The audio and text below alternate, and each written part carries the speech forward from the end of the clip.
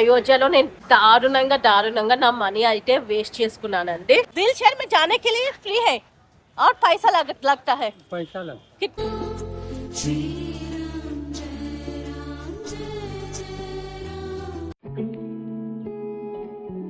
Hello friends, welcome back to my YouTube channel Revathika అత్త. Welcome to India. మనం అయితే final గా పోఖ్రా నేపాల్ నుంచి సోనాలి బార్డర్ కి డైరెక్ట్ బస్ తీసుకున్నాను. సోనాలి బార్డర్ ఆగస్టు 9th రోజున క్రాస్ చేశాను. నైట్ అరౌండ్ 7:30 కలా ఇండియాలోకి ఎంటర్ అయిపోయాను. అసలు ఏం చెక్ చేయలేదండి బార్డర్ క్రాస్ చేస్తున్నప్పుడు. టూ మచ్ ఆఫ్ వెహికల్స్ ఉండి ట్రాఫిక్ జామ్ అయింది బార్డర్ దగ్గర. నడుచుకుంటూ బార్డర్ క్రాస్ చేసేసా. పోలీసులు అసలు ఎవ్వరు నన్ను స్టాప్ కూడా చేయలేరు. సోనాలి బార్డర్ నుంచి గోరఖ్పూర్ 95 కిలోమీటర్స్ ఉంటుంది. షేరింగ్ టాక్సీ 300 రూపీస్ కి వచ్చింది. షేరింగ్ టాక్సీలో గోరఖ్పూర్ వచ్చేసా. గోరఖ్పూర్ నుంచి అయోధ్యకి ఇంకొక షేరింగ్ టాక్సీ తీసుకున్నాను. 400 పడింది. ప్రెసెంట్ అయోధ్యలో సంథింగ్ ఏదో ఈవెంట్ లాగా జరుగుతుంది. అందుకనే గోరఖ్పూర్ నుంచి వచ్చే అన్ని బస్సెస్ ని క్లోజ్ చేసేసారు. షేరింగ్ టాక్సీలో అయోధ్యకి రావడం జరిగింది. ఆగస్ట్ 10th మార్నింగ్ 4 o'clock కి నేను అయోధ్యకి రీచ్ అయ్యాను. అయోధ్యలో నేను దారుణంగా నా మనీ అయితే వేస్ట్ చేసుకున్నానండి. నేను వచ్చే ముందే అయోధ్యలో రూమ్ బుక్ చేసుకున్నాను. టాక్సీ డ్రైవర్ అయోధ్యలో రూమ్ బుక్ చేసుకున్నావా అని అడిగాడు. చేసుకున్నాను అని చెప్పాను. పేమెంట్ అయిందా అన్నాడు. అవ్వలేదు అని చెప్పాను. నాకు తెలిసిన రూమ్ ఒకటి ఉంది, జస్ట్ 500 మీటర్స్ టెంపుల్ నుంచి తీసుకెళ్తాను, తక్కువకి ఇప్పిస్తా అన్నాడు. నేను వాళ్ళతో మాట్లాడుకున్నాను. ఈ రోజు నైట్ వరకు ఉంటాను, రేపు మార్నింగ్ చెక్అవుట్ చేస్తాను, 1000 రూపీస్ కి ఇవ్వండి అన్నాను. ఒప్పుకున్నారు. ఎర్లీ మార్నింగ్ 4 o'clock వచ్చాక రూమ్ తీసుకున్నాను. 1000 రూపీస్ పేమెంట్ అయింది. మళ్ళీ 11 కి వచ్చి తలుపులు కొట్టారనమాట, చెక్అవుట్ అని. నేను అన్నాను ఎర్లీ మార్నింగ్ డిస్కస్ చేశాను కదా, రేపు మార్నింగ్ 11 o'clock కి చెక్అవుట్ చేస్తా అని. సడన్ గా ఇదేంటి డబుల్ గేమ్ ఆడుతున్నారు అని అడిగాను. అయితే గొడవ పెట్టుకుని నన్ను అయితే రూమ్ వెకేట్ చేయించారు. మీరు అయోధ్య వస్తే చాలా కేర్ఫుల్ ఉండండి. టాక్సీ డ్రైవర్లు, ఆటో డ్రైవర్లు కూడా వాళ్ళతో క్లబ్ అయిపోయి వచ్చిన కస్టమర్స్ కి పిచ్చి రూమ్స్ అయితే చూపిస్తున్నారు. ఎక్కువ మనీ డిమాండ్ చేస్తున్నారు. Be careful. అయోధ్యలో హోటల్ రూమ్ బుక్ చేసుకున్నప్పుడు క్రాస్ చెక్ చేసుకోండి. ఆ రూమ్ చెక్అవుట్ చేసిన తర్వాత booking.com లో ఒక హోటల్ బుక్ చేసుకున్నాను. booking.com లోనే లేడు అని అన్నారు. యాక్చువల్ గా నాకు 300 కి ఆ రూమ్ వచ్చింది. 500 అయితే తీసుకున్నాను నా దగ్గర. నాన్ ఏసీ రూమ్ చాలా చెత్తగా ఉంది. టెంపుల్ నుంచి 3 kilometers. ఒక నైట్ కి అడ్జస్ట్ అవుదామని ఆ నాన్ ఏసీ రూమ్ 500 కి తీసుకున్నాను.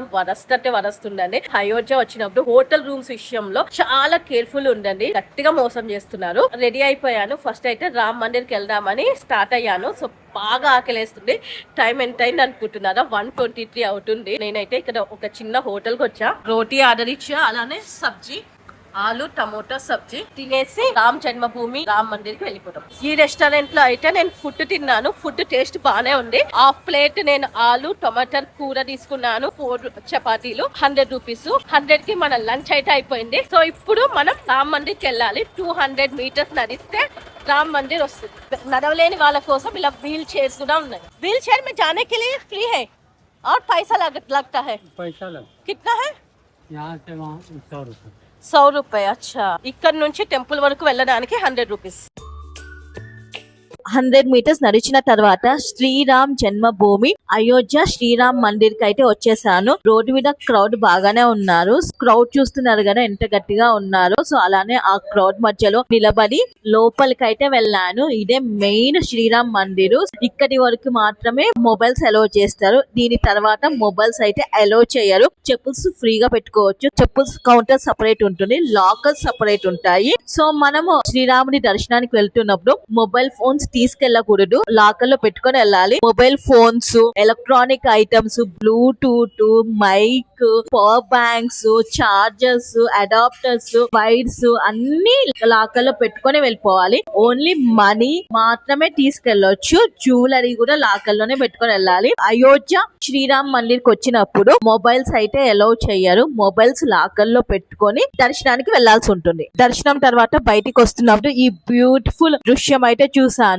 మంకీ తన బిడ్డని హత్తుకోవడం చాలా బాగా అనిపించింది. దర్శనం తర్వాత కొంచెం సేపు పార్క్ లోకి వెళ్ళి కూర్చున్నాను, రిలాక్స్ అయ్యాను. తర్వాత బయటికి వచ్చి చూస్తే క్రౌడ్ చూడండి ఎంత మంది ఉన్నారు. దర్శనం లైన్ లో నాకు కనిపించలేదు, కానీ బయటికి వస్తున్నప్పుడు అయితే మొత్తం జనాలే. దాదాపు ఒక్క రోజులో 1,00,000 మంది వచ్చి ఉండొచ్చు. ఆగస్టు మంత్ హిందీ వాళ్ళకి చాలా పవిత్రమైన మంత్, శ్రావణ మాసము. సో అందుకని చాలా మంది టెంపుల్స్ కి వెళ్తుంటారు. అది రీజన్ అనుకుంటా. అందుకే అయోధ్యలో ఇంతమంది క్రౌడ్ అయితే చూస్తున్నాను. ఇంకా ఆ క్రౌడ్ మధ్యలో నుంచే నేను కష్టపడుతూ బయటికి వచ్చేసాను.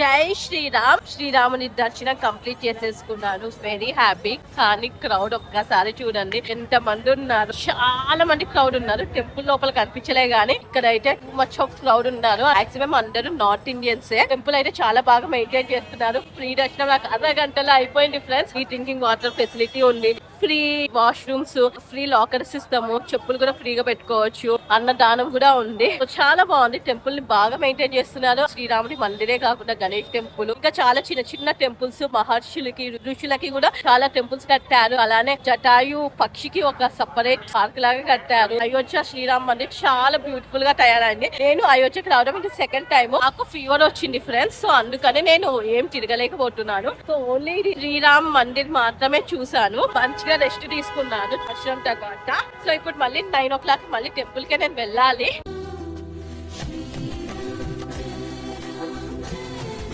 మీరు అయోధ్య వస్తే గనుక శ్రీరామ్ మందిర్ తో పాటు పక్కనే 500 meters లో హనుమాన్ గది ఉంటుంది. అయోధ్యని హనుమంతుడు రక్షిస్తున్నాడని నమ్మకము. శ్రీరాముని దర్శనం కంటే ముందు హనుమంతుడి దర్శనం చేసుకుని ఆ తర్వాత శ్రీరాముని దర్శనం చేసుకోవాలి. హనుమాన్ గది చూడండి. కనక భవన్ సీతమ్మ తల్లికి అత్తవాళ్ళు పెట్టిన బంగారపు భవనం అన్నమాట.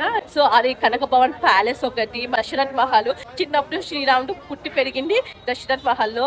నేను చెప్పిన ప్లేసెస్ అన్ని చూడండి. టెంపుల్ కి ఆపోజిట్ లోనే మన తెలుగు రెస్టారెంట్స్ ఉడిపి ఉంది. నేనైతే ఉడిపి స్పెషల్ ఇడ్లీ అండ్ వడపావ్ తిన్నాను. చాలా బాగుంది. కాస్ట్ కూడా రీజనబుల్ గా ఉంది. ఉడిపి టు ముంబై అటు సైడ్ ఒకటి హోటల్ ఉంది అండ్ ఇక్కడ ఉడిపి ఎక్స్ప్రెస్ అని ఇంకొక హోటల్ ఉంది. ఈ 2 hotels లో మన సౌత్ ఇండియన్ ఫుడ్ అయితే దొరుకుతుంది. Idli, dosa, vada. South Indian food miss అవుతున్నా అంటే ఇక్కడికి వచ్చి తినండి. ఎగ్జాక్ట్లీ టెంపుల్ కి ఆపోజిట్ లోనే నేను చెప్పిన ఉడిపి రెస్టారెంట్స్ ఉన్నాయి. అయోధ్య వెళ్ళినప్పుడు ఇక్కడ మాత్రం తినడం మిస్ కాకండి. నైట్ టైం టెంపుల్ లైట్స్ తో చాలా బ్యూటిఫుల్ గా ఉంది కదా. 9 o'clock కి మళ్ళీ నేను టెంపుల్ కి వెళ్ళాను. 9:30 కి నాకు శయన హారతి ఉంది.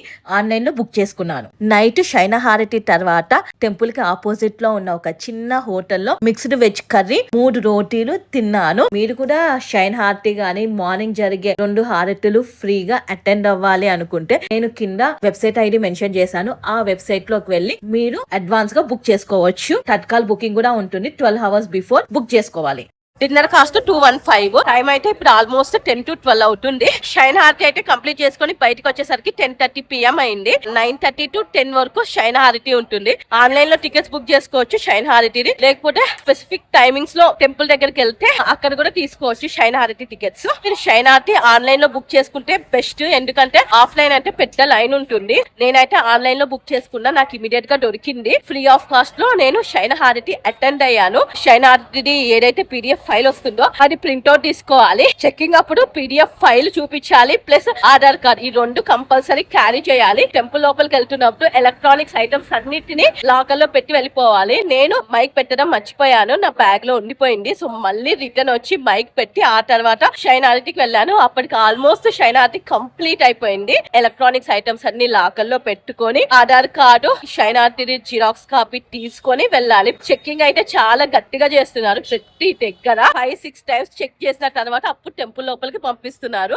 నేను పైన రామ్ దర్బార్ అది కూడా చూసాను. పైన వచ్చేసి సీతారాములతో పాటు భారతుడు, శత్రుఘ్నుడు, హనుమంతుడు, లక్ష్మణుడు కూడా ఉంటారు. చాలా బ్యూటిఫుల్ గా ఉంటుంది విగ్రహాలు. మెయిన్ షైన్ హారతి కింద రామ్ లాలాలో అవుతుంది. సో అది చూసుకున్నాను. పైన రామ్ దర్బార్ ని కూడా 2 times విజిట్ చేశాను. 1 day లో 2 times నేను శ్రీరాముని దర్శనం చేసుకున్నాను. Very very happy. అయోధ్యలో ర్యాపిడో బైక్స్ బాగా పనిచేస్తున్నాయి. ర్యాపిడో బైక్ బుక్ చేసుకొని హోటల్కి వెళ్తాను. 0.5 kilometers ఉంది.